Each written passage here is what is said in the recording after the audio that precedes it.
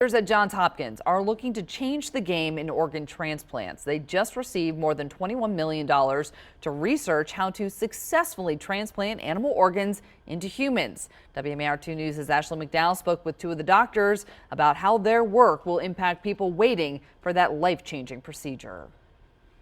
It's called xenotransplantation, animal organs transplanted into humans. This is science, but it's extremely important for the patient life. We spend a lot of time, lot of effort past 20 years.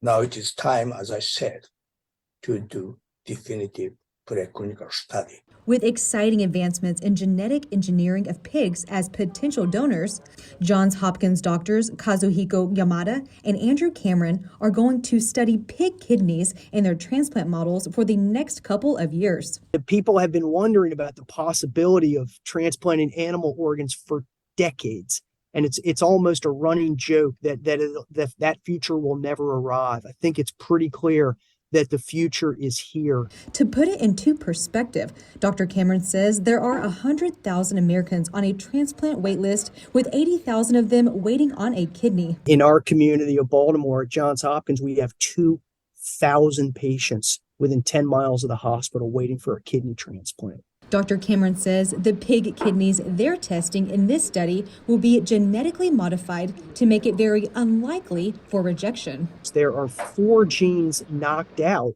that make them less pig-like, and there are 6 genes knocked in, added, that make them more human-like. Now the big question, who will go first in the clinical trial? Probably be somebody who can understand what it will entail to get a pig organ. And it's probably somebody who doesn't have a very good fighting chance of getting a human organ within the next 5 or 10 years. For whom Well, that was Ashley McDowell reporting, and we are putting this story in focus this morning as part of our commitment to digging deeper than the headline.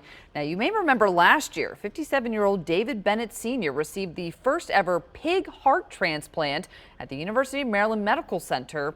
Unfortunately, he died 2 months after that procedure. He had end-stage heart disease and had run out of treatment options. It was the first time that a genetically modified animal heart functioned like a human heart without being immediately rejected by the body.